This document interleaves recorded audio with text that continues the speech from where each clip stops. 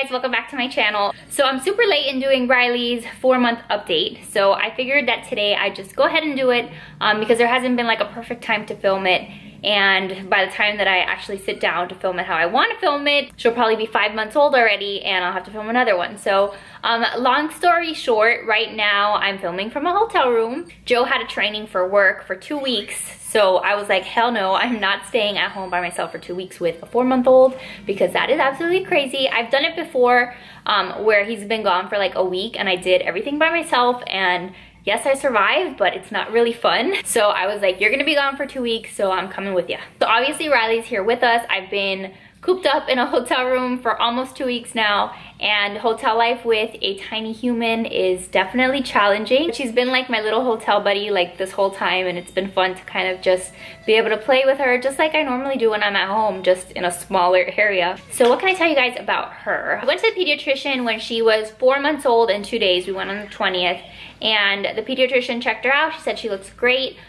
She was just below 13 pounds. She was like 12 pounds, I don't know, 13 ounces or something like that. I think she's like in the 25th percentile for weight, but for height, she's like in the 75th percentile. I don't know, the doctor said that right now she looks, you know, a little bit longer and skinny, and she said that's really not a bad thing. But really, we went to that 4-month appointment with so many questions like about sleeping, because Riley is a good kid, and she always has been a good kid. She never had colic. Like, even now when she cries, like, we can soothe her within just a minute. Like, we always know how to settle her, but she doesn't sleep. The child does not sleep. She's never slept. I don't know what to do. I don't know what I'm doing wrong. So we started off trying to have her sleep in the halo bassinet, but for some reason when she was a little younger, she did better in it. And then she reached a point almost at the 4 months where she was like, hell no, I don't want to stay in this. I hate it.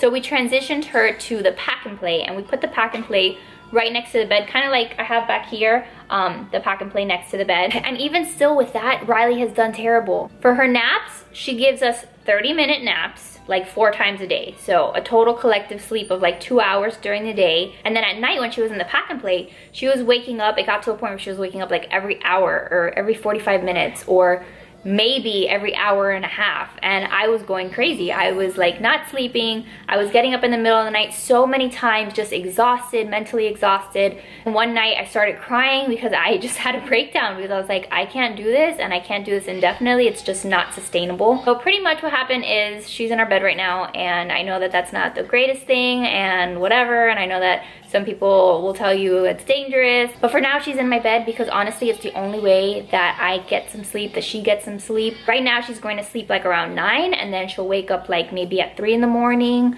sometimes 4, and then again like at 6, 7.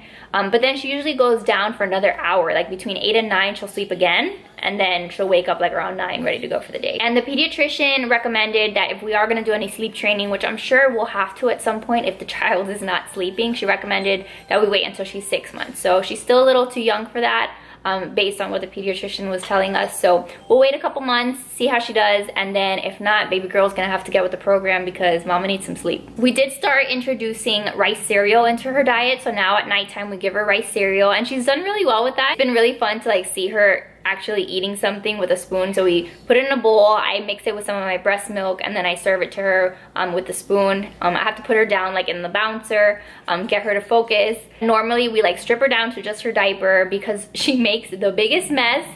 Like at the end of the feeding session, there is rice cereal, sticky stuff all over her body, even her back. So I don't know how it gets there, but it's on her back. She's super mobile, and she has been for like the last month. I think she was like 3.5 months, or I don't know, 3 months. Very early on she started flipping. So she started off being able to flip, like when she was doing tummy time, she would flip onto her back.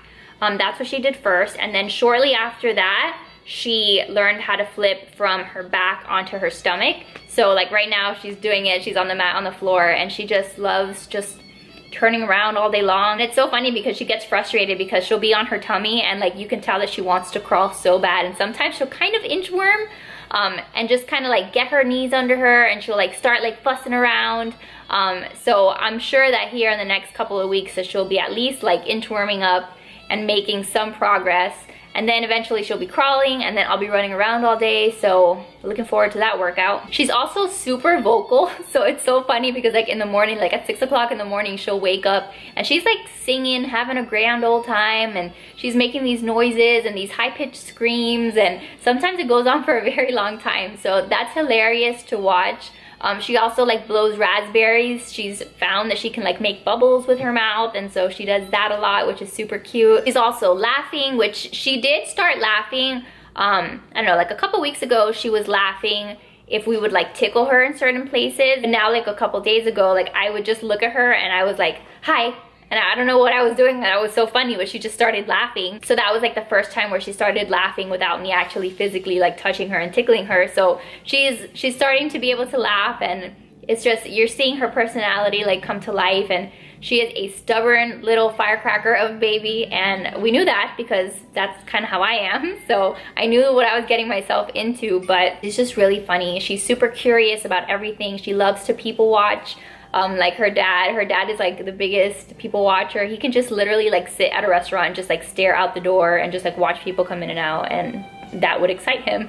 So she loves the same. She loves to just look at people. She likes to be outside and just like look at trees. But we did take her to downtown Disney, or Disney Springs now, whatever. We took her to the T-Rex restaurant in Disney Springs 2 days ago, and we thought it would be like exciting because it's kind of like Rainforest Cafe if you've ever been there. There's just lots of stuff to see and there's a lot going on. So we thought that she would like that, but we were wrong. It was like way too noisy for her. It was too loud. She was like way too stimulated.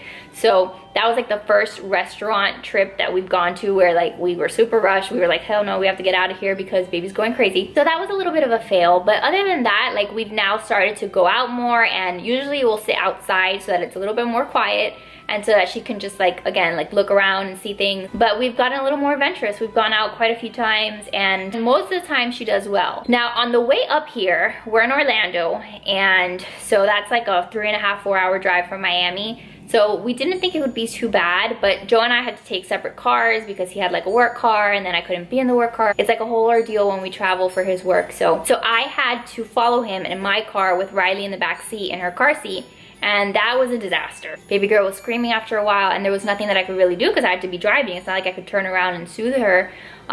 So that was not fun at all. We had to make so many stops, and there were points where she was crying for like 10–15 minutes, and when I'm trying to drive and focus on the road and there's a baby screaming her lungs out in the back, it was not a good situation. Definitely don't think I'll be doing that again. Next time we will definitely take one car. So little baby has joined our video. Say hi, little baby. Hi. Say hi, little baby. She's like, what is going on here? She's got these cute giant little headbands that I've been buying her, and I love how they look on her. When she was like teeny tiny, I would put these on her and it just like totally swallowed her head. But now she's like at a point where I think they work. Hi. Hi, hi, hi, hi, hi, hi. She loves being attached to me. Well, she pulls my hair like crazy. She always has, but like now it's really bad. But she really is like attached to me. She needs attention all the time. If I put her down, she's like screeching for me. So I heard that that's something that happens around the 4-month mark. They get like separation anxiety. So I'm pretty sure that she has that. So I have officially given up my attempt at getting her to take a pacifier because she does not take a pacifier. I have honestly bought so many different brands of pacifiers and she has not liked any of them. So if you had a difficult child who did not like a pacifier and you found some miracle pacifier that they actually like, let me know what it is so I can try it. And that'll be the last one I try because I'm just so over it. So that's also what makes it difficult for her to go to sleep because she wakes up after like one sleep cycle. Like during her naps, she lasts 30 minutes, one sleep cycle, and then she doesn't know how to self-soothe to go back to sleep. So that's it, she's awake and she's ready to go. The funniest thing that she's been doing lately is this child is very weird and she likes to suck on her toes. So I caught her doing it one time, like legit just chomping on her toe. And now when I bathe her at nighttime, that's like her favorite thing. Like she loves like just like sitting there in the tub and sucking on her toes. So I don't know, she's very strange. She still loves watching Baby Einstein. She also watches like some of like the Disney Junior shows like Puppy Dog Pals, which I think is really cute. Sometimes I will put her like on the floor, on a play mat, and she'll be playing with her toys, but still like out of the corner of her eye, she's watching her show. And then I would say her 2 favorite toys are Sophie the giraffe. So she loves Sophie. She loves putting this in her mouth. It's a good teether for her, and she honestly just like hangs out with Sophie all day long. And then this toy my sister got her for Easter, and it's from Skip Hop, and I think they're called Bandana Buddies, and I'll link them down below because they have other characters. Like this is a little kitten, but they have a whole bunch of other little animals, and it's the best toy because honestly it has so many different textures, and Riley loves this. Like the ears crinkle, and then there's like the actual like bandana is like a little teether, and then the little fish down here is a teether. And I don't know, it's just something that she really likes to play with, and she finds it entertaining. So I think that's pretty much everything I needed to cover with her. Now that I'm 4 months postpartum, I think I'm doing pretty well. Definitely back to work as far as like I'm working on a lot of blog projects and a lot of projects with my clients. So I'm really fortunate that I get to still bring in some income and work from home. I feel super lucky that I get to do that every day, that I don't have to like leave her at daycare. And that I get to just like spend all day with her, even though yes, it is challenging sometimes. I have to be juggling like emails and working and taking photos and writing in between like her screeches and her needing me. But I think we're at a point where we found like a good balance, and I'm able to get a decent amount of work done throughout the day, so I'm really happy about that. Then prior to this, I guess, mini vacation or this trip, I was weighing in at 123 pounds, which I was super excited about because the weight that I was at before I got pregnant, I was weighing like 125 pounds. So I was weighing even less than before I got pregnant. But I think this trip just totally threw it out of whack because there's like a pizza place like right across the street, and we've been there like 5 times in like the week and a half that we've already been here. So I'll definitely have to get back on the scale when I get home and see how much damage I've done, but I think at least I've made a lot of progress. I've lost a lot of the baby weight, and I'm happy. I'm happy about like how I feel in my clothes again, so that is a good thing. You know, now that Riley's in our bed and I'm getting at least a few uninterrupted hours of sleep every night, I'm doing much better because like I said, last month or earlier this month, there was a point where I was just like, I don't know that I can handle this. Like obviously I'm gonna have to, I don't have a choice, but I reached like a point where I was in tears in the middle of the night because I need my sleep. Like that is one thing that I absolutely need to function. And then honestly, just the postpartum hair loss, like I said, it's ridiculous. There is more hair on the floor than there is on my head. Like every day, I don't understand. Like I brush my hair and there's so much freaking hair on my brush, and I'm like,